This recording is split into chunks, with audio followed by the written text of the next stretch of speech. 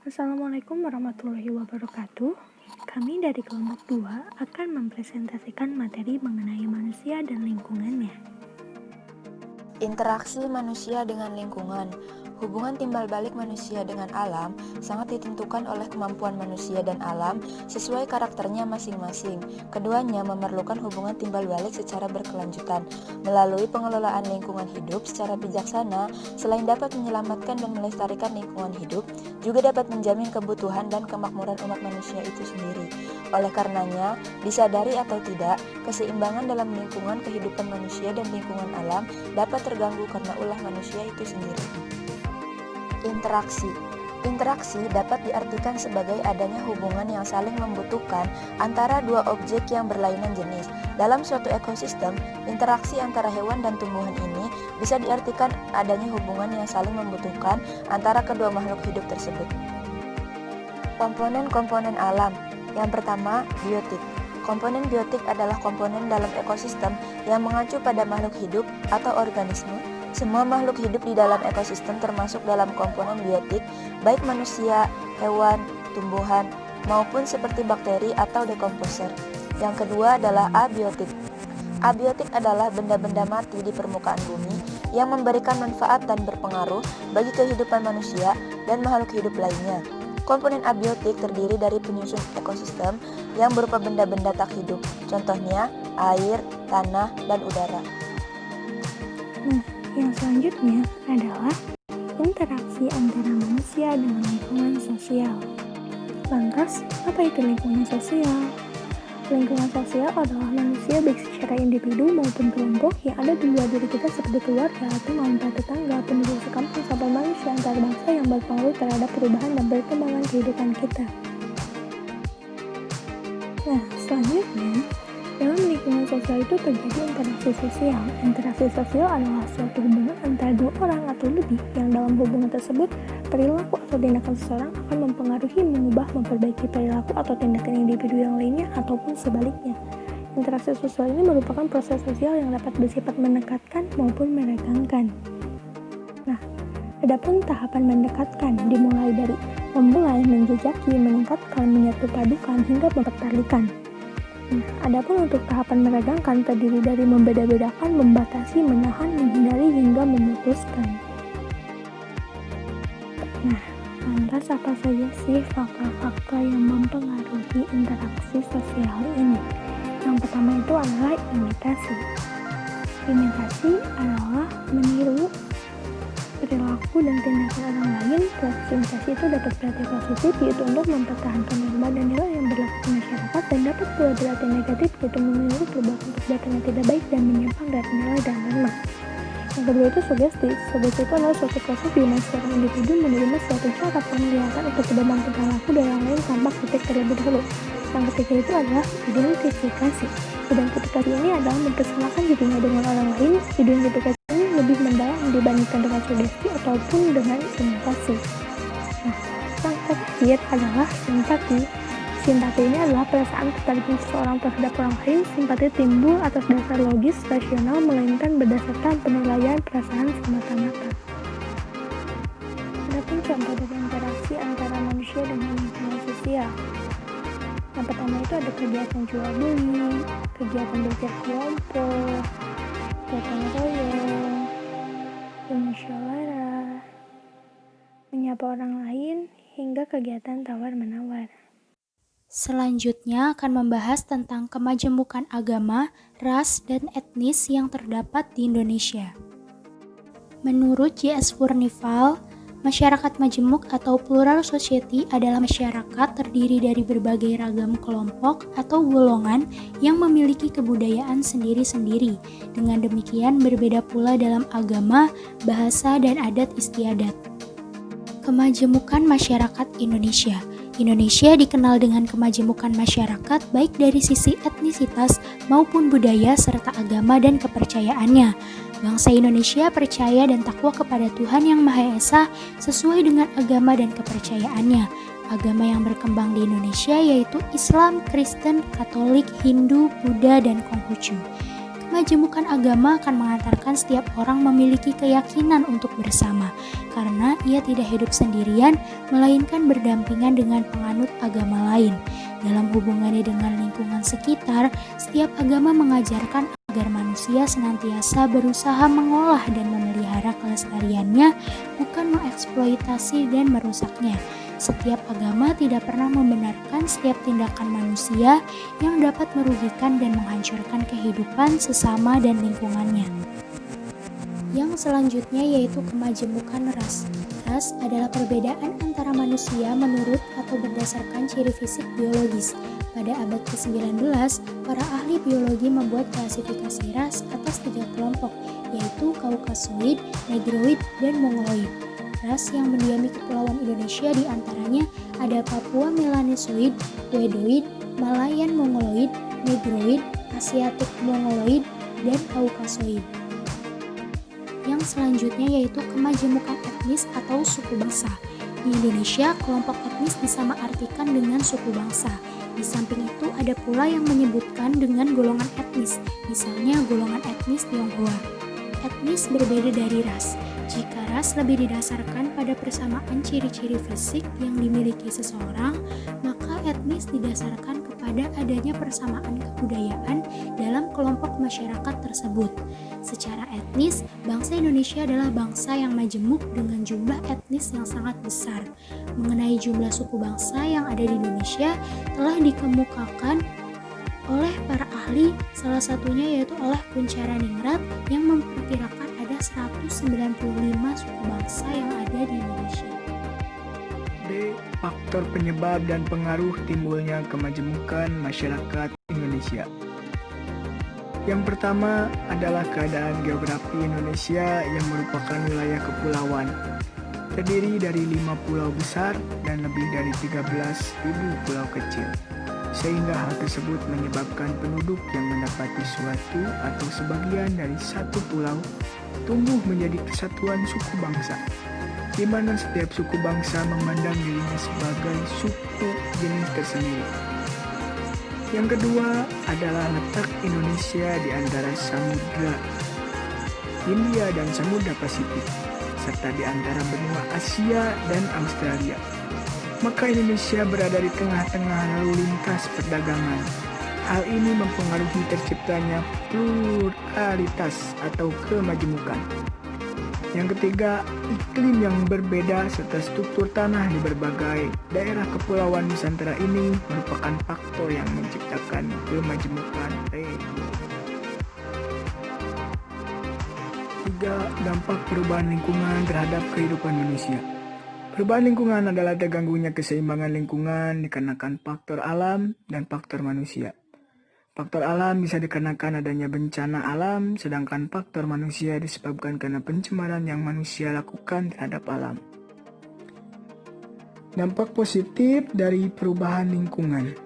Perubahan lingkungan yang terjadi tidak hanya membawa hal yang negatif bagi kehidupan manusia, tetapi juga ada hal-hal positif. Seperti yang pertama, setelah terjadinya bencana gunung meletus yang melepaskan abu vulkanik, abu tersebut dapat menyemburkan tanah pertanian. Tentunya hal ini sangat baik bagi petani. Yang kedua, dampak positif lainnya seperti sekarang yang sedang kita alami bahwa dunia sedang berada dalam pandemi, di mana hal ini sangat berpengaruh pada lingkungan.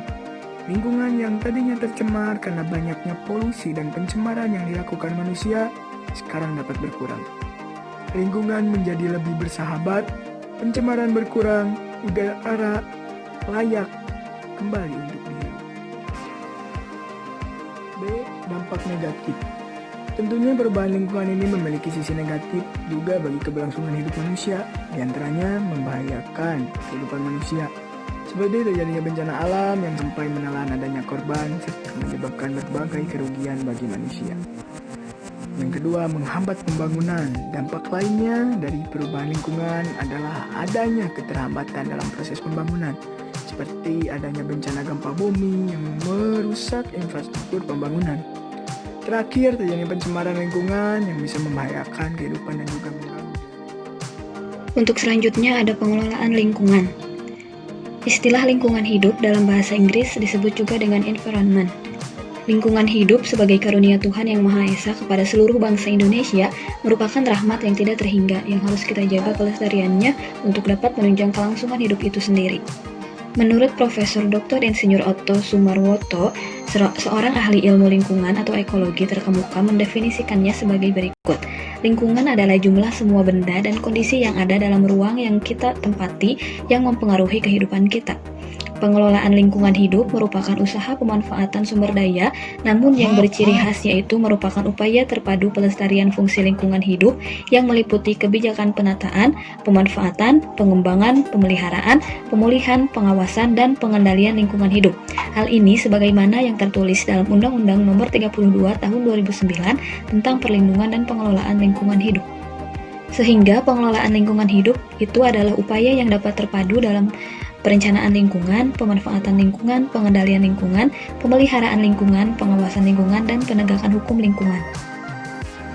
Adapun tujuan dari pengelolaan lingkungan hidup menurut Undang-Undang Nomor 32 Tahun 2009 Pasal 3 tentang tujuan perlindungan dan pengelolaan lingkungan hidup adalah sebagai berikut. Yang pertama, melindungi wilayah Negara Kesatuan Republik Indonesia dari pencemaran atau kerusakan lingkungan hidup. Yang kedua, menjamin keselamatan, kesehatan, dan kehidupan manusia. Yang ketiga, menjamin kelangsungan kehidupan makhluk hidup dan kelestarian ekosistem. Yang keempat, menjaga kelestarian fungsi lingkungan hidup. Yang kelima, mencapai keserasian, keselarasan, dan keseimbangan lingkungan hidup. Yang keenam, menjamin terpenuhinya keadilan generasi masa kini dan generasi masa depan. Yang ketujuh, menjamin pemenuhan dan perlindungan hak atas lingkungan hidup sebagai bagian dari hak asasi manusia. Yang kedelapan, mengendalikan pemanfaatan sumber daya alam secara bijaksana.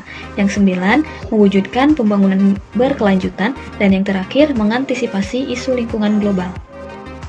Selanjutnya ada prinsip pengelolaan lingkungan menurut Asdag tahun 2004 dapat dilakukan dengan menggunakan faktor. Yang pertama adalah planning atau perencanaan, merupakan suatu kegiatan perencanaan yang disusun dalam rangka pengelolaan lingkungan secara terpadu terhadap suatu wilayah. Yang kedua ada organizing atau pengorganisasian, yaitu pelaksanaan kegiatan pengelolaan lingkungan suatu wilayah secara efektif dan efisien, dalam arti masing-masing pihak yang terlibat dapat menjalankan tugasnya dengan baik dan bertanggung jawab. Dan yang terakhir adalah actuating atau pelaksanaan. Pada tahap pelaksanaan, program-program yang dirancang harus menunjukkan adanya optimalisasi pemanfaatan sumber daya alam secara efisien, dorongan pelaksanaan konservasi sumber daya alam dalam penambangan, dan meningkatkan peran stakeholder dan kelembagaan yang terlibat. Selanjutnya ada permasalahan lingkungan.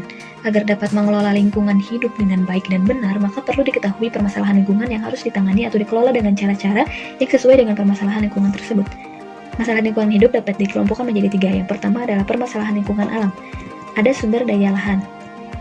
Contohnya, bertambahnya jumlah penduduk disertai dengan meningkatnya pembangunan menyebabkan terjadinya pergeseran pola penggunaan lahan, seperti pergeseran dari penggunaan lahan untuk pertanian menjadi pemukiman. Adapun sumber daya air. Pesatnya perkembangan industri dan meningkatnya jumlah penduduk telah memacu penggunaan air baik berupa air tanah maupun air di permukaan untuk keperluan domestik.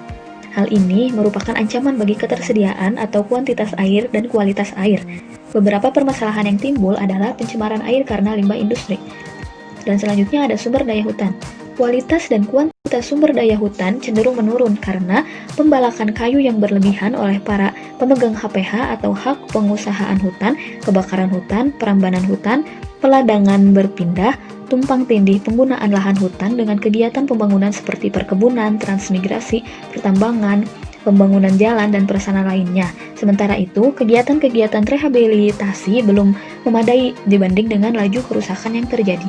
Permasalahan lingkungan yang kedua adalah permasalahan lingkungan buatan.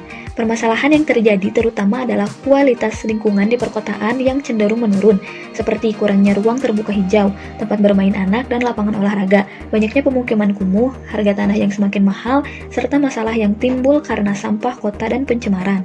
Dan masalah lingkungan yang terakhir adalah permasalahan lingkungan sosial. Perubahan masyarakat dari yang bersifat tradisional agraris ke masyarakat era industri atau modernisasi ini menyebabkan perubahan-perubahan sosial, antara lain yang pertama perubahan peranata, seperti peranata keluarga, pemerintahan, ekonomi, agama, pendidikan, dan lain-lain. Yang kedua adalah perubahan nilai seperti nilai gotong royong, Kesetiakawanan sosial, loyalitas, dan kebersamaan menjadi kebebasan individual, materialistik, liberal, dan lain-lain. Yang ketiga ada keanekaragaman kelompok. Perkembangan peranata dan nilai-nilai masyarakat membawa semakin berkembangnya ragam kelompok sosial dan kelas ekonomi. Dan ada pun kontrol sosial. Melemahnya kontrol sosial dalam masyarakat dan keluarga telah banyak memunculkan masalah-masalah sosial. Sistem pengelolaan lingkungan hidup. Aktivitas manusia mempunyai dampak pada lingkungan hidup. Kegiatan hayati manusia contohnya seperti tinja dan air seni yang berdampak kepada lingkungan. Dampaknya semakin lama semakin besar karena semakin berkembangnya teknologi yang diciptakan manusia. Sikap kita terhadap lingkungan terkadang berlebihan dan menyebabkan eksploitasi terhadap lingkungan dan tanpa diadakannya perlindungan dan kurangnya kesadaran masyarakat terhadap pentingnya kita dalam menjaga lingkungan ini. Untuk itu, kita perlu mengubah bahkan memperbaiki lingkungan hidup dan membuat perlindungan terhadap lingkungan dengan 3 cara, yaitu pertama, atur dan awasi. Dengan pengaturan dan pengawasan atur dan awasi yang bertujuan untuk pelarangan yang mengakibatkan kerusakan terhadap lingkungan hidup, pemerintah memberikan sanksi dan hukuman terhadap siapa saja yang sengaja merusak lingkungan, baik penebangan pohon secara liar dan berlebihan tanpa menanam kembali, yang menyebabkan lingkungan menjadi rusak dan pohon menjadi gundul. Sistem ini tujuannya yaitu agar kita lebih ramah terhadap lingkungan. Kedua, instrumen ekonomi. Dengan instrumen ekonomi yaitu dengan memberikan insentif dan disentif ekonomi untuk menghasilkan untung rugi berupa uang. Ini merupakan dorongan agar kita pro terhadap lingkungan. 3. Instrumen suasif. Dengan instrumen suasif yaitu mendorong masyarakat secara persuasif, bukan secara paksaan. Tujuannya yaitu agar masyarakat lebih pro terhadap lingkungan sekitar. Sistem pengelolaan lingkungan hidup yang sedang dianjurkan sekarang yaitu sistem atur diri sendiri. ADS sendiri tentunya tidak mutlak tetapi tetap dalam pengawasan pemerintah. Makna ADS sendiri adalah masyarakat lebih banyak mempunyai tanggung jawab tentang menjaga lingkungan hidup. Sistem ini sudah dijalankan oleh pembisnis di Indonesia. Banyak perusahaan di Indonesia yang berusaha mendapatkan ISO 14000. Kunci keberhasilannya yaitu semua biaya lingkungan hidup dibebankan kepada perusahaannya. Maka dari itu banyak sekali perusahaan yang tidak mau dirugikan. Jadi mereka membuang limbah bekas pabriknya ke sungai yang dapat mencemarkan lingkungan sekitar. Terima kasih.